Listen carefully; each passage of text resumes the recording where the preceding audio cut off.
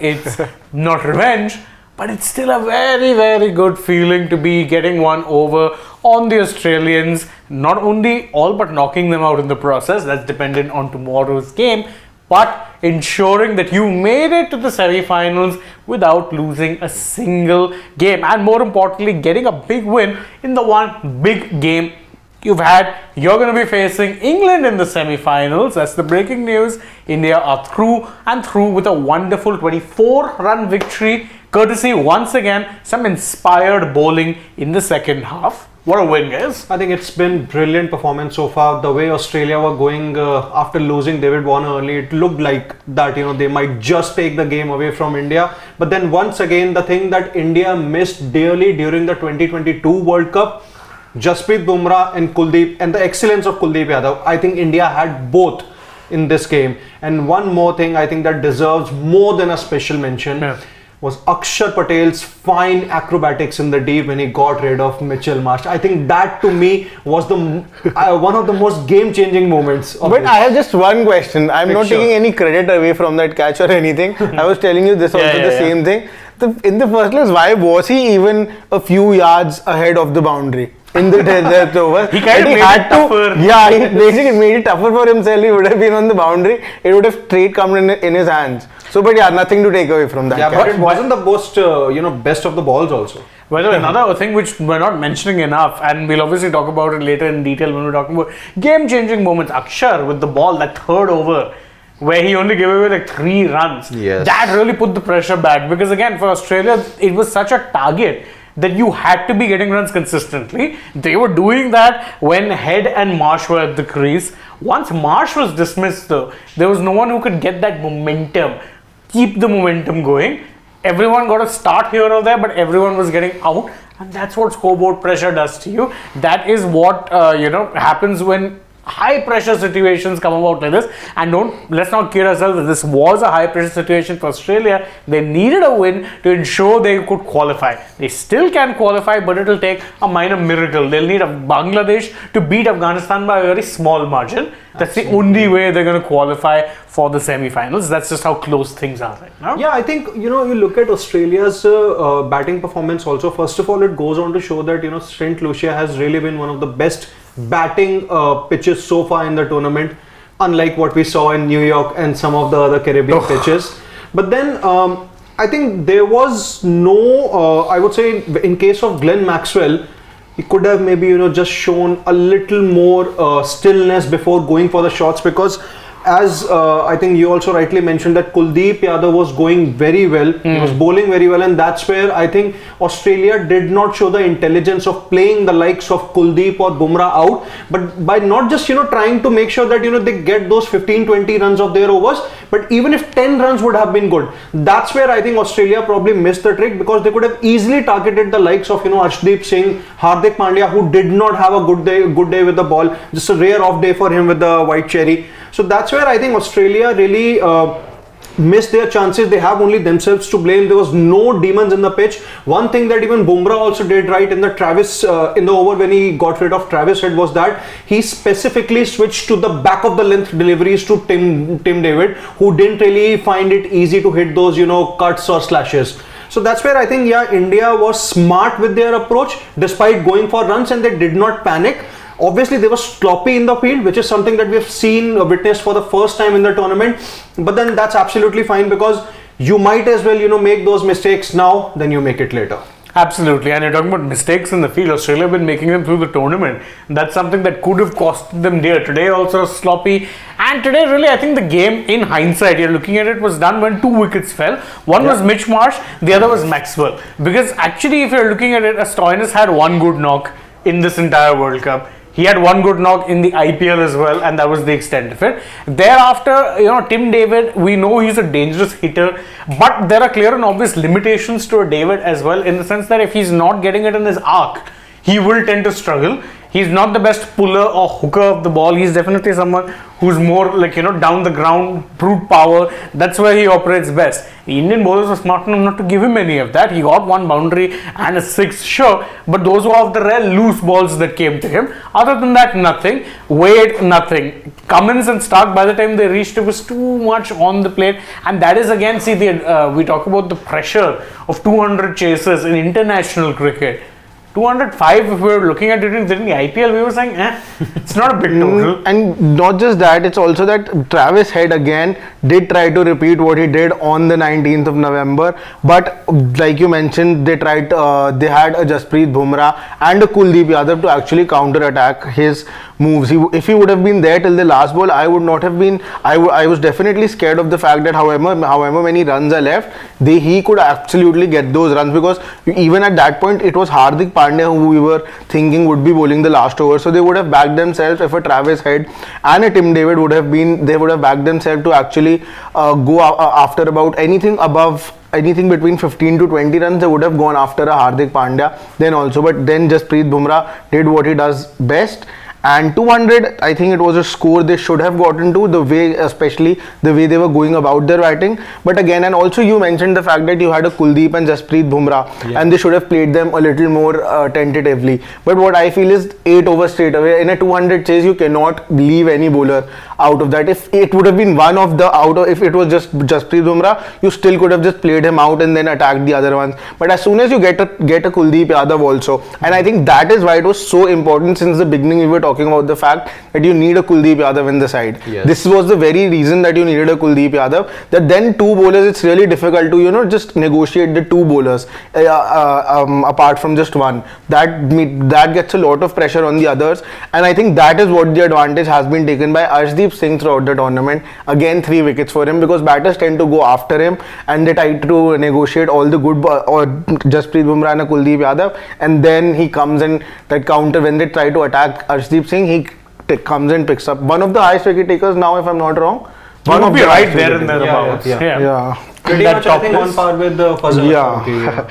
Both of them will be playing the semi-final. Now, Australia's net run rate has dipped to minus 0.33 and Afghanistan's net run rate is minus 0.65. So just for the scenarios perspective, India have become the third team to qualify for the semis after after England and South Africa. And what now Afghanistan need to do against Bangladesh in the last Super 8 stage game is that they just need to beat them. That's it. Because then they'll have more number of wins in comparison to Australia, and then if they do it, they'll be through to the semis.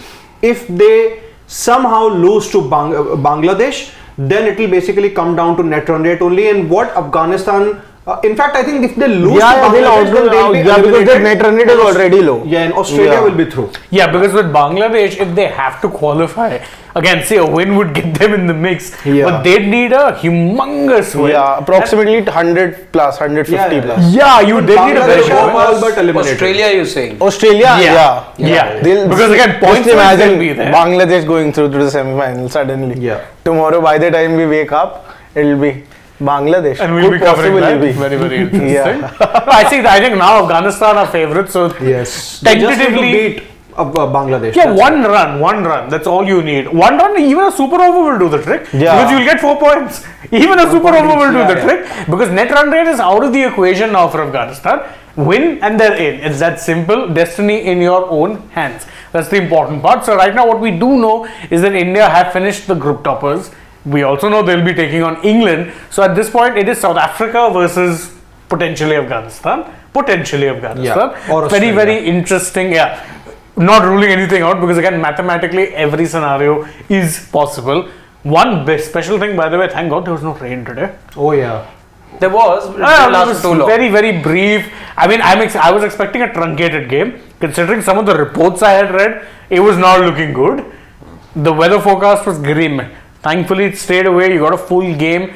Of course, for Australia, they got the full game, but not the result they wanted. But you were to ask the Indian fans out there in St. Lucia, they'd be like, it rained sixes, it rained happiness for us. Oh, yes. And some of those reactions I was seeing, obviously jubilation as you would expect as well. But I heard the moment that I entered the studio, I heard Sasha talk about November the 19th. it is funny how even though now you've beaten Australia, there were shades of, Ahmedabad in the Ahmedabad feeling in St. Lucia, let's say. But it's funny how again India are on that road. That again takes you back to something that happened on the 19th, because what is it that is similar about what you saw? You haven't lost. You haven't lost. You've been clinical on more than one occasion. You were run close. There's one more thing similar. Back then. You managed to eke out those wins. It's again happened this time as well. You eked out that win against the USA today as well. Tense affair. Remember, the England game was tense to begin with back in the World Cup. The Australia match itself, you lost a couple of early wickets and then you needed a special innings. New Zealand. Remember, Daryl Mitchell was threatening to take the game. That's what I'm saying. There's one more thing similar, and that is that you in the 2023 semi-final also, you faced the people you faced in the 2019 semi-final, and you lost to them in 2019, New Zealand, and then you beat them in the 2023 semi-final. Here you're going to face England. You lost against them in the 2022 semi-final. Now you're facing them. So now, if the stars are aligning right, then you might as well beating England on the 20. But there you comparing format to format. Here it's not gone from format to format. Then you don't know. Yeah. No, but it's just to make myself happy. I'm trying to draw conclusions. So Shane and I, the two gentlemen, to be proven wrong. We're eating crow. Well, I think at one stage I really thought that you might just be proven right. To be honest, yeah. See, was that until and unless that wicket of just the Jasprit Bumrah affected dismissal, that of Travis Head came, you saw the game being steered away from India. Let's be honest about it. The way that Travis Head was operating, I think he finished with a strike of 180 odd. 170 something. 170 something. But he was going in excess of 180, 90 at one point, nearly going 2 runs a ball. And you looked like that headache had come up again. Yeah. And again, after 8 months, you still hadn't found your Saradon or whatever it took to be able to get your way around that particular headache. It did turn out to be a headache again. Let's be honest about it. It does tend to get there are players who end up getting their tail up and getting their mojo back against certain opposition. Virat Kohli is one such example when he is facing an Australia, albeit today was an off day for him. Perhaps for Travis Head, the moment, as was the joke, anything that he sees blue. As far as his opposition is concerned. He did it to the Delhi Capitals. But he didn't do it to the Afghanistan side. He didn't do it to the Afghanistan side. That's true. Maybe we need. Wearing green, my dear. Green and yellow. It's about the opposition colors. He's not looking at his own team and get angry, No, that's why India beat Australia. Oh, because I'm not wearing yellow. Okay. Yes. That yellow jersey was magical. Achha. Funny, they won a T20 World Cup with that green jersey, though. 2021. But still. That's their T20 color. That time this joke was not in trend. That time there was no Travis Head in the squad also. It was David Warner and Aaron Finch, right? Yeah, and Aaron Finch was the most non-performing captain. Yeah. After Aiden Still Martin. a world champion. After Aiden so it doesn't really matter. Yeah, still somehow a world champion, so it counts for him.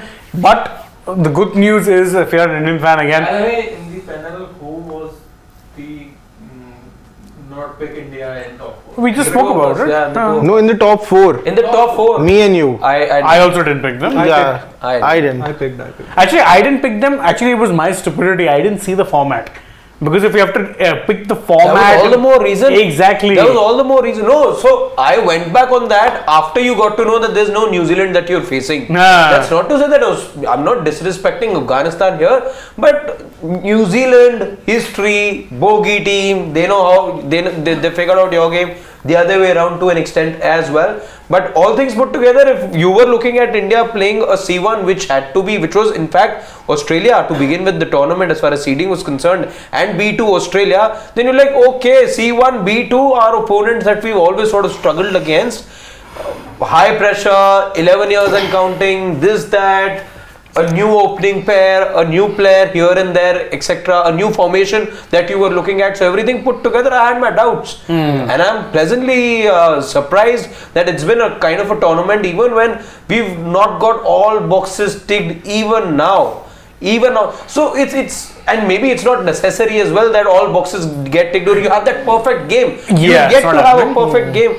But those who believe in what's happening right now, who believe that everything is aligning in some way, could argue, and I'm just countering myself here just to present the other argument, that perhaps you don't always as a team need, all boxes ticked, maybe just 4 out of 6 boxes ticked is enough on a day to get to the desired result. Also and that's in a lottery format. But also I also feel that that not all the boxes are ticked, but India gradually getting to their peak. And I think the schedule and the way the teams that have come across India and the games that India have played, that has helped India in a way. India versus Ireland, you could afford a few here and there mistakes, even versus Pakistan. So gradually you are getting close to that, the perfect game which you call. So I think even the oppositions have that in that way helped India. If it would have been in New Zealand and then in Australia and Afghanistan, then things might have been different. That's why even I didn't pick them in the top 4. And that's the thing. I think we were expecting certain oppositions, especially given the seedings, because again, seedings ensured that it didn't matter where you were finishing in the group. These teams are going to be A1, A2, B1, B2, C1, C2, D1, D2, regardless of where they finish. So at that point, you're thinking, if you're going to be facing these 2 teams in particular, New Zealand not qualifying was a big favor. Let's be frank, it was. And the third team expected to be there was Sri Lanka. And not Bangladesh in India's group in the Super 8. So when you were looking, I was still optimistic, let's say, of a Sri Lanka win. But the other 2, I was like, okay, you're winning 2 out of 3. Perhaps not all 3. Given the format again, ODI, I think we all backed India in most matches back in the day. But T20 format is such, that the margin is just so slender. You at times, it is so hard to pick, and you expect maybe here and there things will go wrong. But good for India, they remain the only second team besides South Africa to go into the semi-finals. However, if you do compare team to team and when you're judging form, India do have better form than even South Africa, because look at South Africa's victory margins. If we thought this was tense, then I don't know what we would have had to call victories had the margin of victory for us been the same as that of for South Africa. 1 run, 3 wickets to go, 5 runs needed last over. All of that, you've not really been in those situations. So on form, perhaps going into the semi-finals, England, the other team that is sure of a place in the semi-final, well, they've lost 2 matches. And they've blown hot and cold, because on days they've looked absolutely indomitable. Then they've lost out in close match situations to South Africa. They've lost out to Australia in similar circumstances. So again, at this point, and again, I think one of the reasons you're seeing this unpredictability is not only due to the format, of course that goes without saying, but also the kind of conditions you've got on offer. You've not had pristine, ideal T20 conditions. That would have been very interesting to see how this India team does. Because then you need to be playing in this sort of a gear every single game. And that is where the margins then really reduce. Because if it comes down to all teams being able to play the same way, I would argue that in England and Australia are better on any given day playing that sort of cricket on a consistent basis. Even a West Indies, by the way. If you had pristine batting conditions, flat tracks, solid outfields, a West Indies would have been a big threat. That's why I picked them prior to the World Cup. Because given the conditions on offer, it's changed things around massively, but full credit to India taking nothing away. They've done very, very well to adapt to the conditions and stick and grind out wins, because I think really this has been a World Cup of attrition.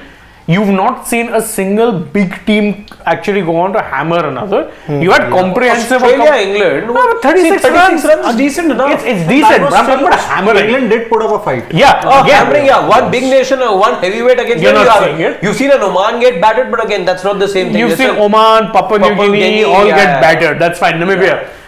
You've seen them get battered. You've seen the USA get battered. With the bigger teams, the margin is very fine. Even Nepal were extremely impressive. Two very close finishes. And that is why I'm saying the conditions were a bit of a leveler in that regard, in the sense that it made it even more of a lottery. They're like, oh, okay, it's slow, low, sluggish conditions.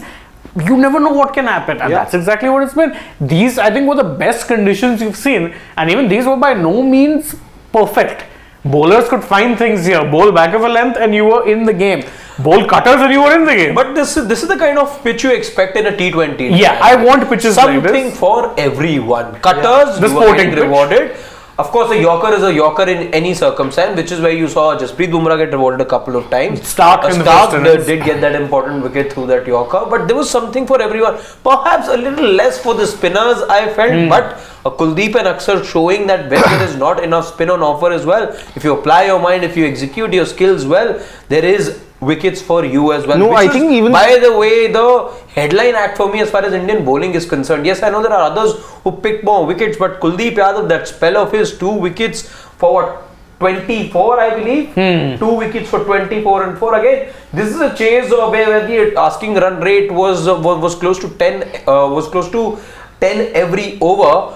And From then the start. From the very go, and that's where a spinner finishes with an economy of 6. You look at Axar Patel as well, giving him very good company with almost identical figures as well after 3 overs. But Kuldeep Yadav, the fact that, and it in tandem does work to India's advantage when you have a bowler like Kuldeep Yadav who's got so many variations of his sleep. Already there is somebody like a Jasprit Bumrah.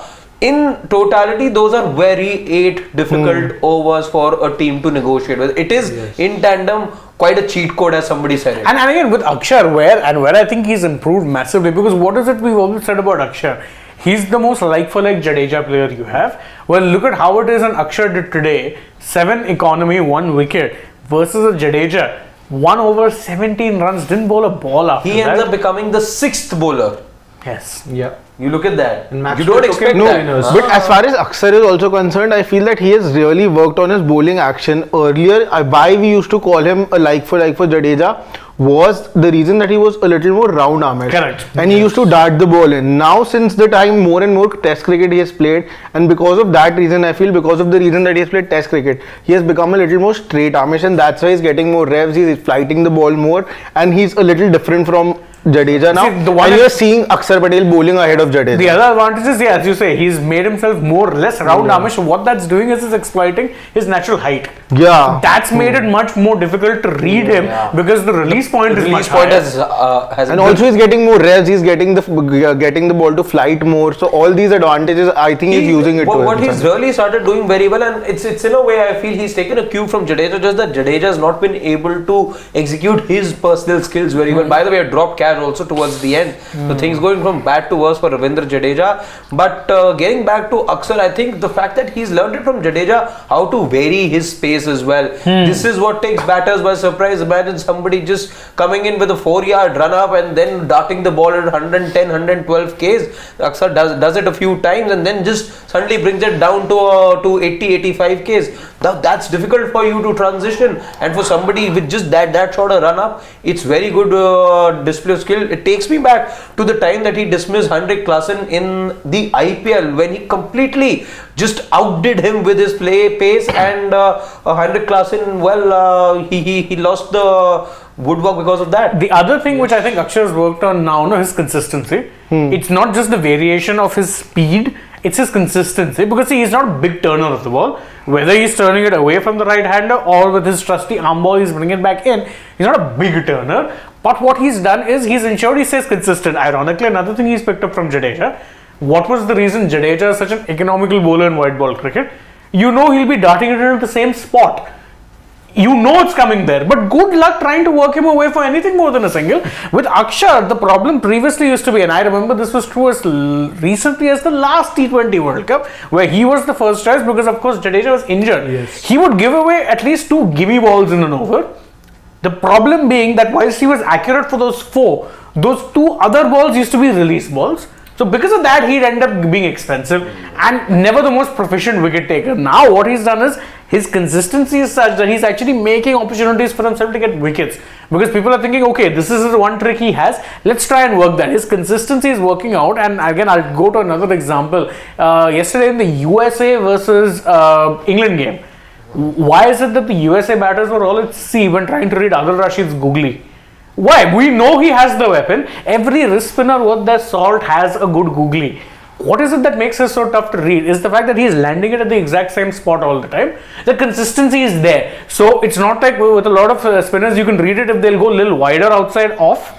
Then you know it's a googly. If they're bowling that conventional, they'll be bowling it more on the stumps. With Adil Rashid, more often than not, it's just outside off. He'll get one to turn away, then come back in. Right, he was the man of the match yesterday, right? His over really changed things around the overs he had. The fact that he's gotten more consistent, I think that also a lot of credit goes to the fact that he's played a lot of test cricket. Yeah, and I think that's a very big reason. And also, it's not easy to be an Axar Patel. He's always been in that backup, and he's always been in the shadow towards Ravindra Jadeja. He always knew that it's never going to be him over a Jadeja, but he's still consistently. But now it's been so many years since he's been around in the Indian team. I think 2015 he was in the squad with the Indian team. Since then he's been there consistently, and it's not easy. I draw this example to MS Dhoni. While MS Dhoni, so many wicket keepers, the backup wicket keepers actually kept on changing. Dinesh Karthik, Ridhim, so many keepers. But in this scenario, it's really difficult to always be there and still keep trying to give your 100%.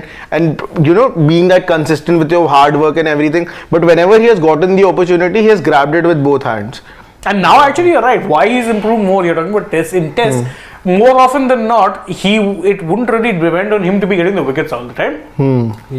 More often than not, he'd be used as one bowler to hold one ender. So keep plugging away, hit the same line, that's really helped his overall consistency. And I'm glad, because I think he was someone, there was always a player there, but he's worked hard on every aspect. His fielding has gotten better. I dare say his batting has improved leaps and bounds over the past couple of years, to the point where he's become a genuine match winner of a batting in test cricket. Never mind just white ball cricket, test cricket. And people tend to forget that that he's actually gone past Ravindra Jadeja in terms of his numbers with the bat for quite some time now. It's not just this year. You go back last year as well, and the year before. Make that comparison in the IPL. He finished as Delhi Capital's second highest run getter, if memory serves me right. Then for a batter, Ravindra Jadeja got you the all important 10 runs towards the end to win you the cup. That was the only. But that was his only vital contribution. Tell me two other performances that you possibly can offer Ravindra Jadeja that were really of material value. You can't. And even this year, for that matter, 150 I recall, maybe the one that came in Lucknow.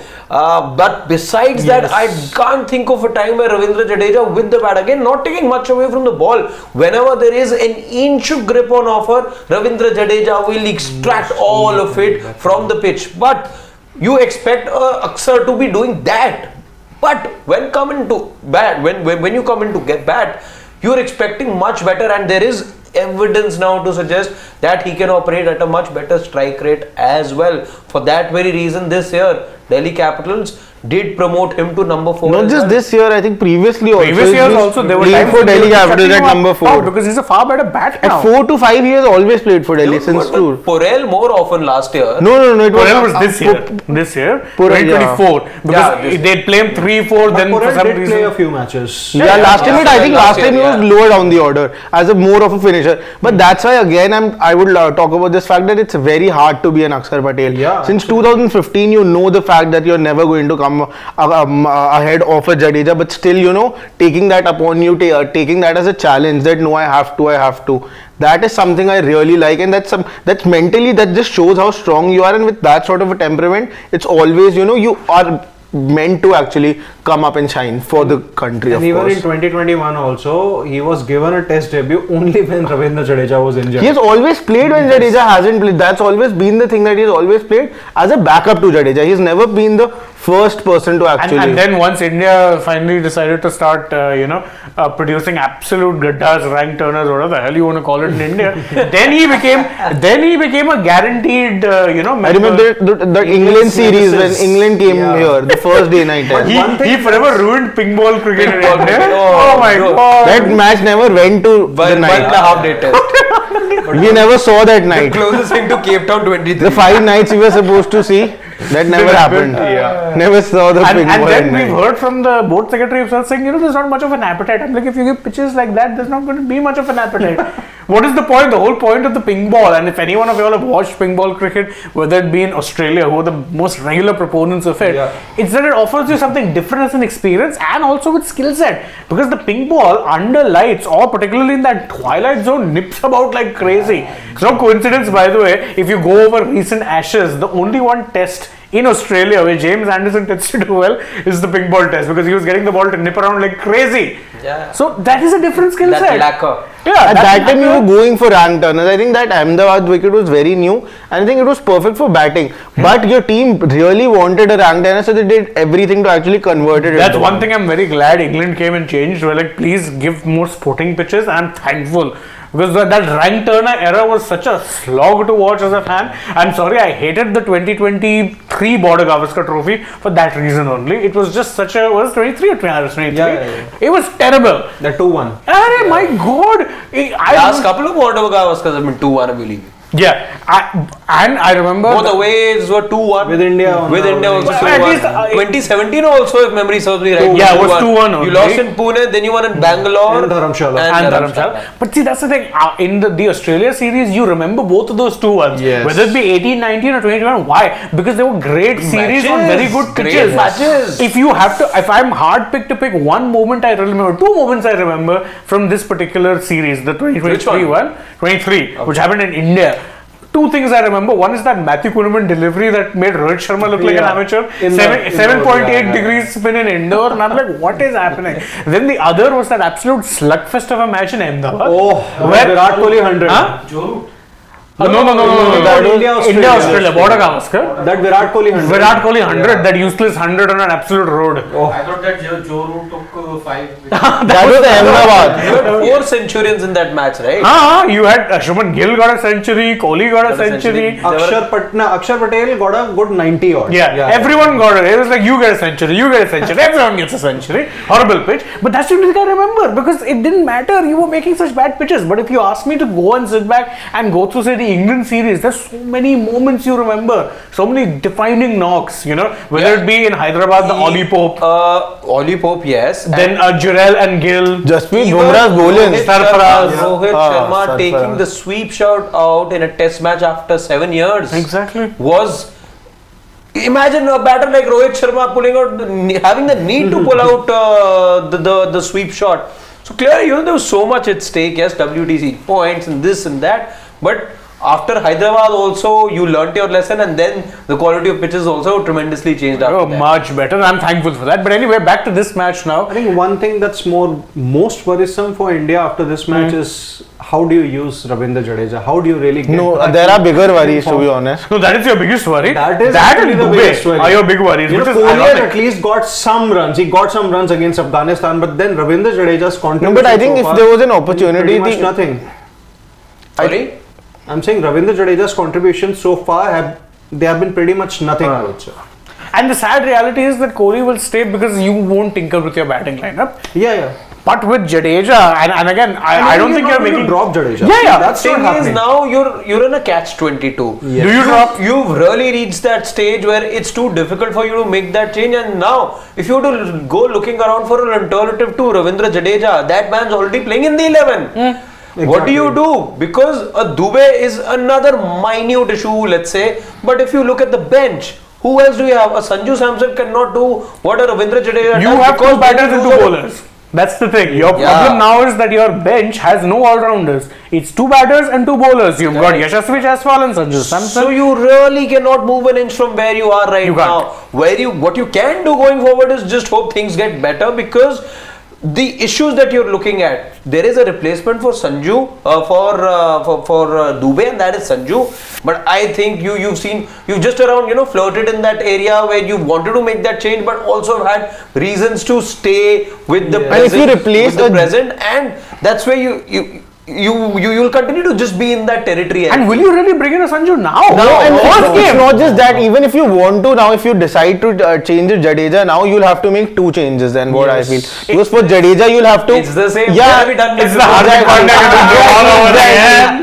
Exactly. Where have we So seen you'll that? have Done that before? you'll have to get in Yeah. in place of Jadeja. You'll have to get in a bowler that would be either Siraj. It would be Siraj only, Don't and be then Chahal. If you want an extra spinner, you may very well go with Chahal. you'll have four spinners, right? Doesn't Which means matter. that you will be restricted to 7 Then batters. no. Then in place of Dubey, you get in Sanju. Yeah, but you still have seven batters. And Yeah. it's like it's a bit like what happened to India in the. No, but Arshdeep is a good enough batter. We have seen him do that. Arshdeep, you can count on Arshdeep now. No, but in that Pakistan game, Hardik was. Shardul Thakur with you, who lost his place when the other all-rounder in the team got injured. Exactly, that's the thing. That's the Because the conundrum. formula was working. No, 7 Arshdeep, I can bowlers trust and Arshdeep. 7 batters and 4 bowlers. But see, now if anything happens, you're not making a change now. Listen, at this point, you're hoping and praying that the rest of your team does enough to cover for these Yeah, deficiencies. actually. That's the only thing you can do. If you had to make this change, you had to make it at worst against Bangladesh. You had to. Or Because today. then- No, Even even today today would have would been too fine. late, Baba. Because even today would have been throwing them to the wolves. Why would you want to give them the first out of the tournament against Australia?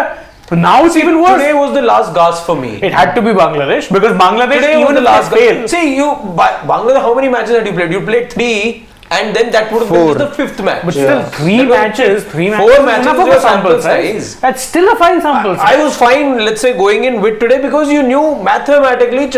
See, here you knew what returns you were getting. If you were to just go by the same average, you knew that there is still area for me to try it out. Now, after this, I too tend to agree. You can't just paratroop somebody in the semi-final. Imagine telling a Sanju, oh, we're playing you, first game of the World Cup, your World Cup debut.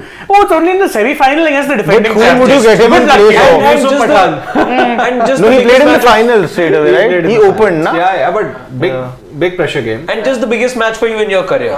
Yeah. Good luck. I think Sehwag was injured. Yeah. Yeah, Sehwag was injured, so Yusuf Yusuf Pathan. Pathan opened the innings. No, but then even if you get. Sanju played a practice match. But practice. He opened. No, but in Sanju, I still don't get why did you actually open with a Sanju Samson then? Because he wanted to test Virat Kohli and Rohit you Sharma. wanted right? it because you wouldn't have learned anything from a left-right combination. Yes. And Sanju was perhaps told, that's my guess, that if you were playing, you're playing right up there, otherwise nowhere. And maybe there was Good point. Maybe that was also telling in many ways to Yashashvi, listen, You're not You even are just an there. injury replacement. chance come, Sanju boss. is a wicket keeper, but I think they made a mistake.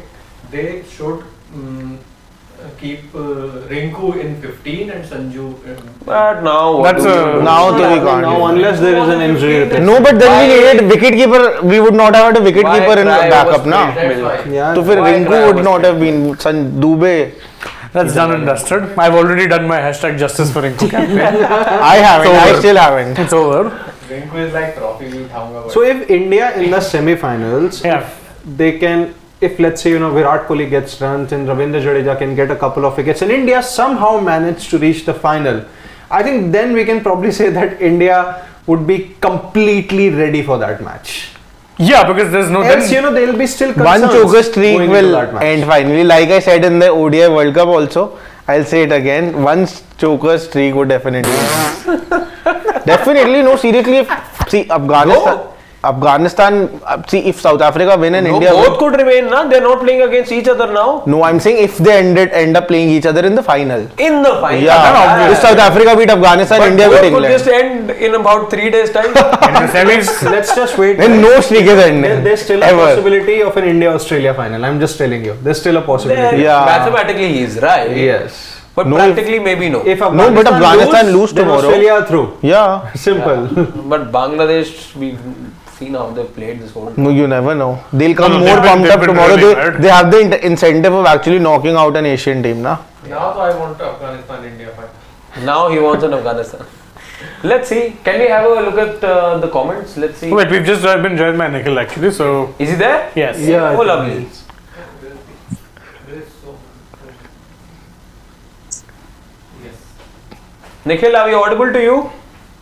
Yeah, I've been listening to you guys all, still hoping that Australia make the final. We're just talking permutation combinations. That's it. All well. I'll catch you. Yeah, okay. Sorry guys, go ahead. Yeah, we weren't hoping. We were just looking at permutation combinations, just exploring what can be done mathematically. There's no combination. Afghanistan beat Bangladesh. Yeah, they are through. But what if Finito. Bangladesh win? We were more on the lines of what if Bangladesh win? Then Australia still managed to make it to the semi-final. You think Bangladesh can beat this Afghanistan team? I mean, Bangladesh. Stranger things have happened. I hate to say this, but the least improved team in ICC history. They got that test status long ago. I've been playing for a very long time. You had Sri Lanka start as an underdog. Within a couple of decades, they were World Cup champion. most other teams have found a way to excel and not be considered underdogs. But I think Bangladesh on that front has always underperformed. Yes, they can stitch together a win or two here and there, but I can't think of any. See you guys. See you. Bye. Okay, but overall, if you see, can you think of a tournament where they've really, at an international stage, where they've really done well? Look at Afghanistan on the other end. I'm not saying on the basis of that just Australia win. You look at the 50-over World Cup. They were telling you at that time, they were telling the world, wake up, we're there. And 20 over, you anyway knew they were going to be competitive. So I think they came up against a very good team the other day, Afghanistan, in India. So they lost the way they did, beating Australia. If you ask me right now, even before the first ball is bowled, I'm going 65-35 or even 70-30 in Afghanistan's favor to just win that game. And it's no more now that 80 run, whatever run margin, simple game. You win that, you're done. And I don't think if you're Australia, you can complain. You've only won one game out of the 3 that you played in Super 8. Is that good enough to make the semi-final? I don't think so. I would have said the same for the Indian team. Had India won just one game out of the 3 in Super 8 stage, are they good enough or worthy enough to make the semi-final? No, I'm afraid not. These are things you seldom say about an Australian team. I agree they've been world beaters, they're outstanding. But truth be told, they have come up short this tournament. Yeah, they can be lucky. Bangladesh pull off an upset, and I will call it an upset against Afghanistan. Then Australia make it. But overall, if you see, do they deserve to make it with one win? I don't think so. You ask an Australian team, you ask a Pat Cummins, the way the kind of cricket they played, do they deserve to make it? I don't think so. Today, they did give us some sort of scare, but it was all down to that one man again. That one man that we just cannot find a way to get past in Travis Head. He was the only one who kept them in the hunt. At the end of the day, the victory margin, 20 plus runs, which is massive in T20 cricket. T20 cricket, if you know, most games, majority of games will go down to single digit or last overs and all of that. This was done and dusted. And I will say one thing. When Travis Head was going, you knew that they were in the game. I thought it became a 50-50 game at one stage. But I will tell you, when you had 4 overs remaining and Travis Head was still batting and you needed 13-14 runs in an over, most of the time I would have said, yes, the batting team are going as favorite. But today, again, much like the Pakistan game, where you knew that India was going to win that game towards the end, when there were 4 overs remaining, they needed 14 and over, which seemed like par. Travis Head still batting, but I knew Jasprit Bumrah was going to bowl 2 overs. Yes, he did not have an ideal start, but you knew with Jasprit Bumrah, he can always come back. 2 overs that he was going to bowl, he was not going to give anywhere close to 14. In fact, you would be lucky if you picked out 14 in total out of his 2 overs. And that would have then left a mountain to climb on the remaining 2 overs. So overall, India completely in control. Also, you mustn't forget, and I know that we will dissect India's batting as well as Australia's bowling. There was one trend that we did see in this match, and I think that's an important trend before we praise or criticize either bowling of one team or batting of one team. You see after that 11-12 over, when I criticized the Indian team, that when Hardik and Dubey were batting, that same sort of momentum was not possible. You see exactly that happened with the Australian team as well. It got increasingly tough and they started losing wickets after the 11th, 12th over. Whatever you put it down to, whether it's the ball getting old or it's tough to then play, could be down to the conditions. But whatever it was, I think the best time to get runs was right up on top of the first half. India did that much better than Australia. Australia just was at par thinking that it'll play out evenly in both halves. 10 overs just wasn't to be. On the day, Indian team too good. And again, credit to them. I think they came planned. They came planned for every batter, other than Travis Head, who once again was threatening to take the game away. Everyone else, I think they came out pretty well planned against this Aussie team. Yeah, it does. Ultimately, Nikhil, the one thing that does continue to dominate the headlines, and while there's so much to talk about in terms of what went right for India, you perhaps think, and this is something we touched upon earlier in the show, was perhaps that maybe that complete game where you have all boxes ticked is still missing, and maybe if that bodes well for India or not, if you could get your thoughts on it. See, I mean, see again. I think Harshit, you're right. I mean, for every game you can nitpick and you can take out. I think there were a couple of areas where India could have improved today. One, of course, that second half of the batting, you probably expected a Hardik or a Dubey to accelerate a bit more. Hardik, of course, did it towards the second half. But you know what? Guess what? This is what I was telling the other day when we were having a discussion that India need to get a lot of runs in the power play. Only then can they get a big total. They got those runs in the power play. Eventually, you're getting the same amount of total. So different places are giving you different conditions. Each ground is allowing you to play a different way. This ground allowed you to be that aggressive in the power play. It happened for both teams. Just look, it happened for both teams. And then there are those grounds where you can accelerate towards the death, like in Barbados, like in Antigua that you saw with the Indian team. So I think it's all down to the condition. In certain places, your lower order looked good and you kept, pulling your hair over the Indian top order. Oh, top order not doing well. We cannot keep winning. How long will the middle order keep performing? Well, guess what? Today the top order did. The middle order could not. I don't think any team can have a perfect game. And I think the hallmark of a good team will always be that on a given day, some facet or some part or some segment of that team really stands up. And I think if you look at Australia, they've been one of the most successful teams in international cricket. That's exactly what they do. It's not a day. There will be days where Mitch Starc has a bad day. There would be days where Travis Head has had a bad day, or Glenn Maxwell has had a bad day. But they find different players to step up on different days, and I think that's the philosophy that this Indian team is following. I mentioned this earlier that they made up their mind.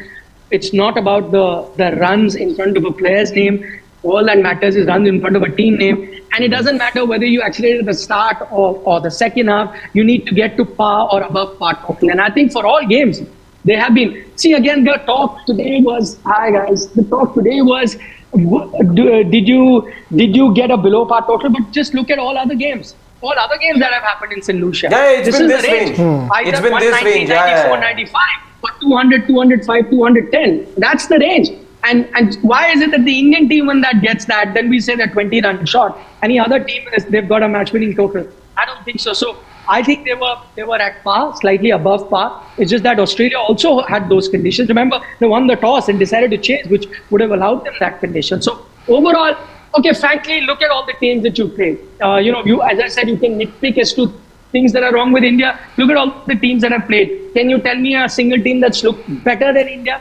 Before this game, the talk was, oh, now you are playing the Asia Cup. Your Asia Cup is done. Now World Cup starts because you're only beating Asian teams. Oh, you've only beaten Pakistan, which are no good. You've only beaten Afghanistan, which are, not great. You've only beaten Bangladesh, not great. You've beaten Australia also today. So in that regard, I think every team has shown some sort of weakness, whether it was the West Indies that are knocked out. I'm just talking about the top team, whether it was Australia, which have shown it on multiple occasions in this tournament, whether it is England that showed you that did not know whether they'd qualified right towards the death. So every team has showed you that there are problem areas. I think South Africa and India, to an extent, have been those two teams that have looked rather good and looked like the top two teams of the tournament so far. But I think if you look at the macro picture, all-round picture, I think India does look like the best team. That's not to say that they're guaranteed to win a World Cup. I know we go back to that 50-over World Cup where exactly this, what we saw was India far ahead, head and shoulders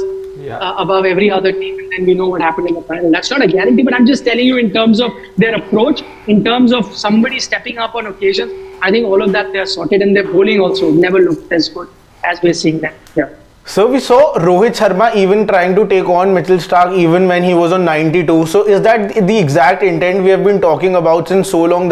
Is that the intent we wanted with this Team India? And do you think this is what will make India better than the other teams moving ahead? Because even at 92, he tried to attack. He did not go for his 100 from there. So do you think this is the right intent moving ahead?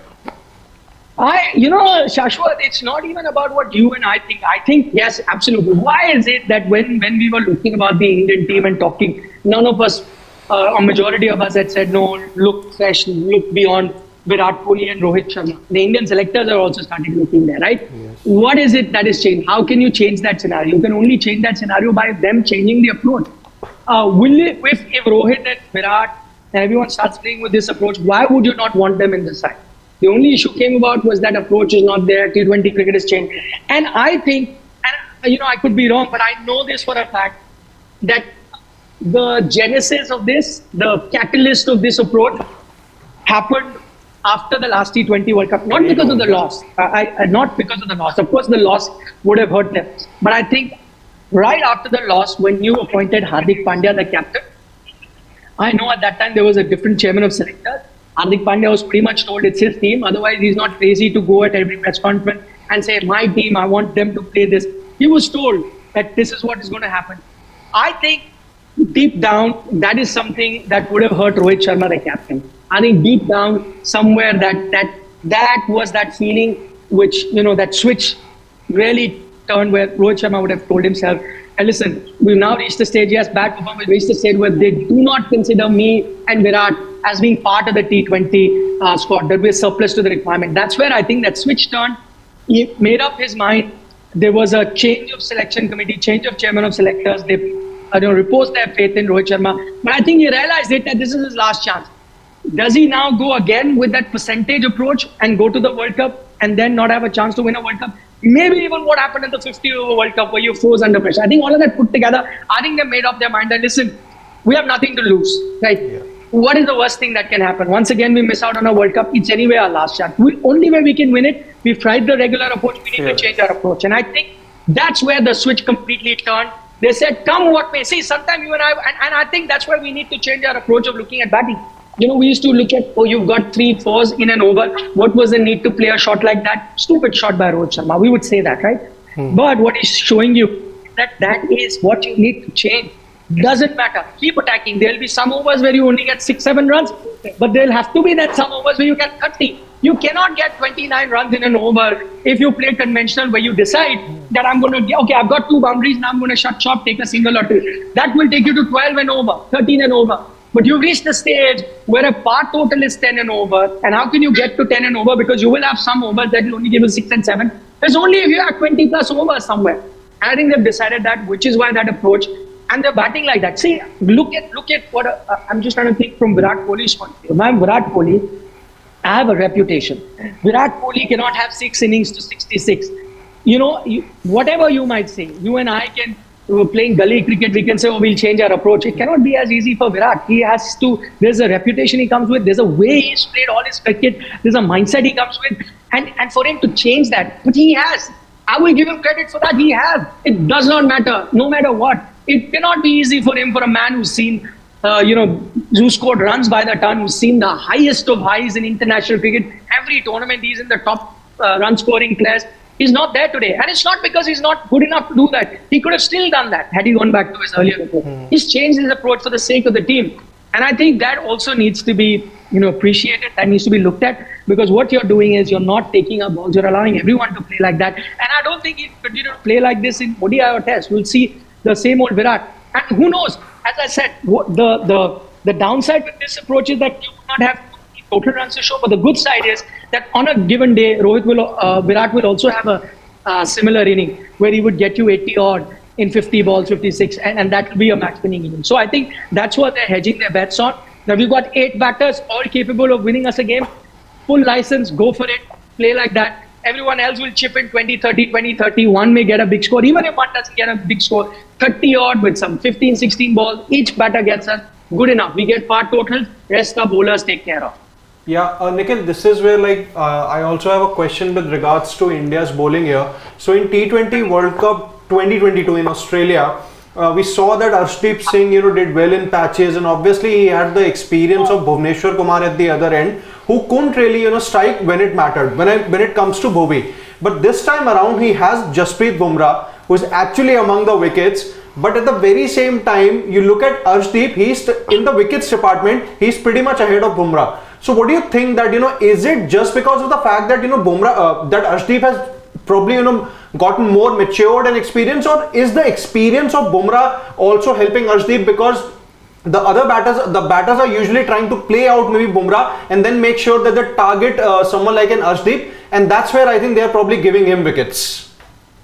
There are 2 things I see it, Siddharth. 2 things I reckon could be responsible for that. One, okay, let's be honest. If you're asking, is Arshdeep bowling the best he ever has? I don't think so. I still don't think so. I still think that he is inconsistent. He'll have a good patch even in a game where he'll pick up wickets by the cluster, but also have a few ordinary overs. Is he bowling at the top of his game right now? I don't think so. So what is it that is resulted in him being a good wicket taker, or one of the highest wicket taker, the highest wicket taker for India at the moment, if I'm not mistaken? It's primarily because of two reasons. You mentioned Jasprit Bumrah. I think most teams are looking to play out Jasprit Bumrah and try and attack Arshdeep. That in turn allows him that wickets in the wickets column. That's one reason. And I think the other is the kind of confidence that the captain in Rohit Sharma has given him. Truth be told, there were many contenders for their fast bowlers. There still are many contenders. Many would have not picked an Arshdeep Singh. For the last few years, during his good times and bad times, the Indian team has persisted with him. And I think that's one of the reasons that allows him to perform the way he does. Because, game after game, he's not being judged. That they have faith in him. He'll have a good game, he'll have a bad game, but he'll get the backing. And I think that has really worked. I mean, look at it today. If you had to put someone out there, put Siraj out and played Arshdeep over him. Siraj a few months ago was probably your best all-format bowler a year ago. So they've done that. I think that kind of faith that he's shown in him is also helping Arshdeep perform at the next level. Yeah. Nikhil, before we start with some of the comments, there's one thing clearly missing today as far as our coverage is concerned, and that's not Siddharth Vishwanathan, it's the fans who I don't see today. I presume that you would have spoken with some of the fans since you're there at the stadium. What was it like? What's the chatter about? Because it's going to be a familiar foe in England, and as much as you didn't want to recall 19th of November, you're now being forced to recall what happened the year before that. So what is it that the chatter amongst the fans is all about right now? No, so firstly about the fans, there were a lot of fans. I did speak to them when I was doing the television show, and I've recorded a separate, real fun thing with fans, which is going to be up on Sports Today very, very shortly. There was an Indian party in Caribbean style, so that's going to come up shortly, and it was just amazing to see that energy. They had so many nice jingles that they sang while they were partying. I've captured all of that. That's going to be up on Sports Show right after our live feed. So that's one reason why you don't see too many fans, because it's been some time that the game's gotten over. People have now really moved out. But yeah, talking about what is the sentiment, firstly, see, I mean, they can't believe that they were lucky enough to be here on two counts. One, to see a knock like that they did from Rohit Sharma, once in a lifetime got a knock, you get to witness that. And secondly, I can't tell you how happy the fans are when they've beaten Australia. I don't know about the team, but I think the Indian team still carry that 19th of November very close to their heart. And I could see that from the fans. You hear it from the chatter also that I had with fans. All of them very happy that the fact that India beat Australia. See, this is that first game in the tournament where you came. I'm sure you were the underdog. Maybe marginally, but you did come in as the underdog. Australia's had the wood over you. So you came in like that.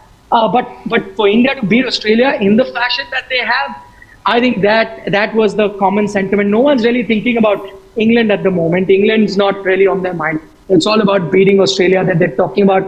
England, I know, and most of them are saying, England, come on, we're going to handle you, we're going to beat you and all of that. I reminded them that, listen, same opposition in Adelaide beat us. But I think right now it's all about Rohit Sharma. It's about that Akshar's catch. It is about the... it is about Akshar's catch. It is about Rohit Sharma. And what else? What else? Come. What else will you remember from the game today? Okay, first of all, welcome to everybody.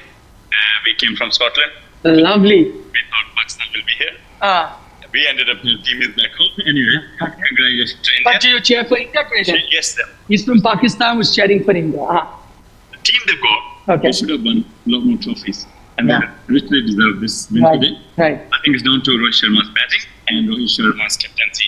Against Pakistan match, he pulled it back from nowhere. And even today, the way he batted, he should go all the way. If India obviously make it to the finals, please, Surya, and we make sure they go hard. Do not stop. There's no... Australia today, maybe 2 or 3 overs, they blip, and this is where they lost the game. So just keep going. If it's 200 runs, we can get it. What's your name? Farooq. I met you. Farooq. Yeah, I met you at Lord's at the Millennium Test. Oh my God! In England. You know, still have a picture with. Oh, lovely. So let's do a before and an after. Brilliant. Farooq, yeah. NDTV. Yeah, thank you. Yeah. Sports Today. This is the English one. Yeah. Thank you. Lovely meeting you guys. Take care. Yeah. We're doing different shows. wow, many years ago we met. I think he's talking about the year was 2011. Yeah, I think he's talking about the test match in England, 2011. Yep. Yeah, so sorry, you guys are saying something, I just lost my chain of thought. Yeah, but we got the answer from you that fans clearly right now thinking more about and more absorbed with what's happened today in St. Lucia and not thinking as to what's to come in Guyana. They're not wanting to think of what happened in 2022, and that's fair as well. As far as fan behavior is concerned, you want to be living in the moment. That is what is happening right now. But perhaps as you Have you been to Guyana, Harshit, ever before? No. But you just pronounce Guyana the way the Guyana. What happened in Guyana? I mean, that's exactly how people in Guyana call Guyana. So talking about you've been there. Talking about Axar Patel's catch a bit more, I just want nothing to take away from his catch, obviously. But you were in the ground. But any specific reason why in the first place was he even a few yards ahead of the boundary? Sorry, come again, Shashwat. What did you say? You were in the ground, so we were just wondering here that why, in fact, was he even few yards ahead of the boundary? If he would have been on the boundary.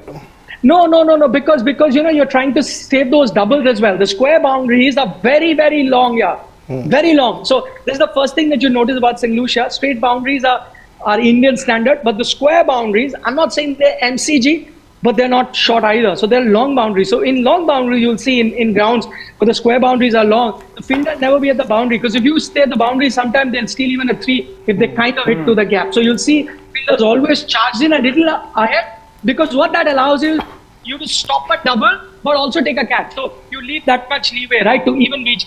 I'm not saying completely at the boundary, not too far away, but just a few meters.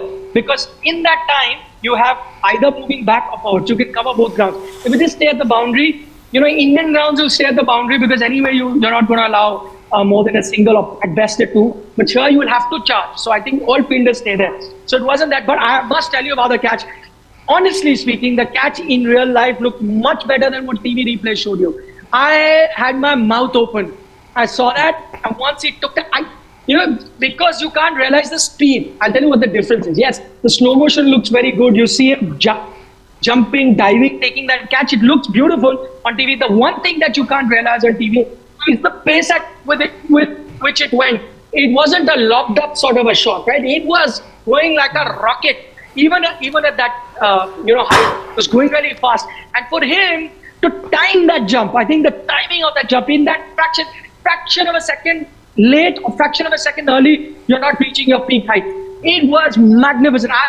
All of us in the press box, I was looking, that shot was played, my eyes went like that, and then my mouth was open. Unbelievable. Pretty close to what we saw from Ben Stokes. I was reminded of what we saw from Ben Stokes in 2019 World Cup. Yeah, I didn't see that live, so I can't really compare it, because television to television is different. But I'm telling you, watching it live, absolutely brilliant catch.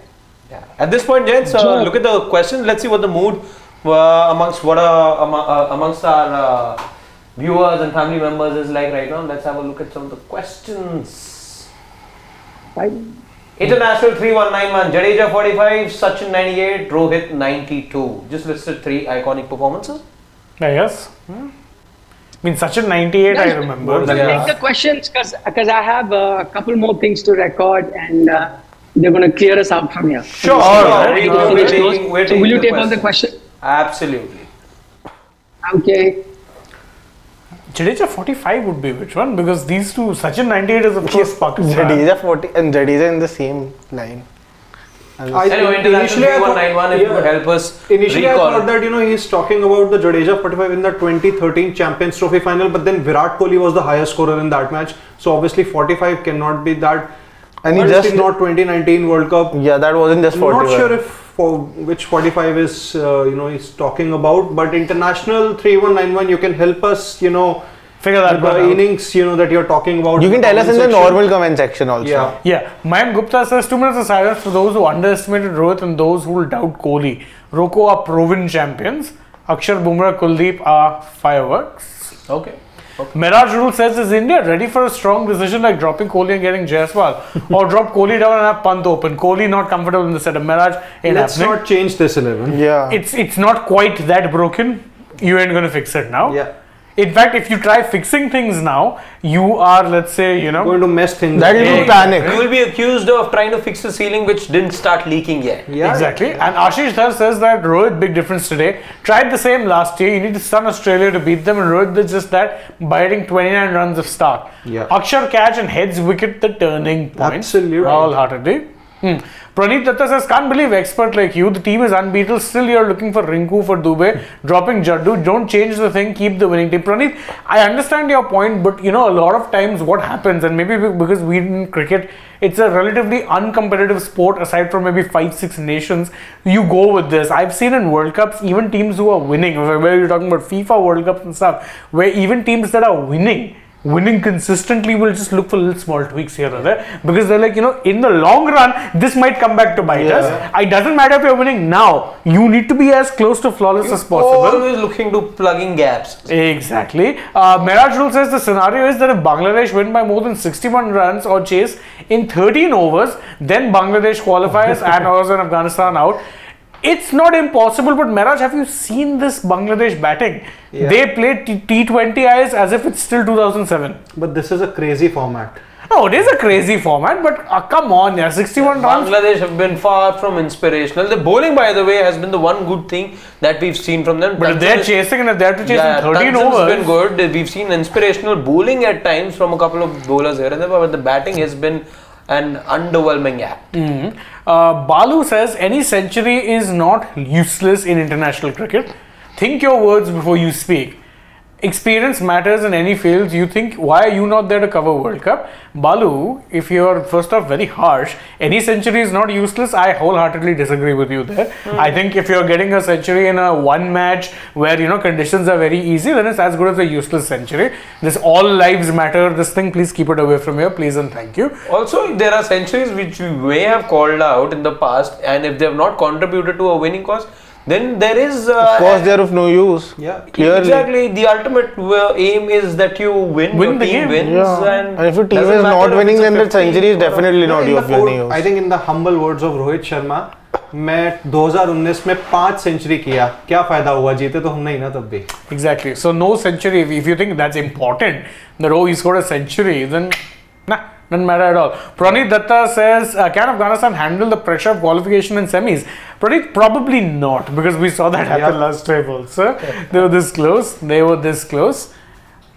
Then you've got Vishal Panchal, who says that if it rains in the semi-finals, who goes through India. between India and England? India. India will go through because they finished higher in their group. But then in the second semi-final there is no reserve day, and 250 there's a buffer minutes period of- of 250 minutes, which is more than 4 hours before you'll start to lose overs. Praneeth Datta says that if I don't agree with Nikhil's view on Arshdeep, I think he's got wickets with beauties in this T20 World Cup, like today Warner's wicket. Let's not compare him to Bumrah. No one can be Bumrah, but he will develop into a special bowler. No, I agree. What I will say is that I don't think anyone is trying to compare him to Arshdeep or to Bumrah. What I think you were trying to say is that, and I agree with Nikhil, is that he can be patchy. He can be patchy. Consistency is one thing that he's lacked. Let's be honest about it. Absolutely. Scroll down, please. Do we have any more of I think these? last couple of questions and No, we hardly. call the night after that. Mayank Madan says he hurt his shoulder, won that Akshar catch. What was that? Yeah, I agree. It was freakish to say the least. Dhairya says, hope Kohli performs in the semi and final, assuming we reach. Meraj Rule says, if South Africa-India finals, who'll go as chokers? Think both. That's You're what not we were answering that talking question. about, yeah. It's both. South Africa have never won. India haven't won in 10 plus years.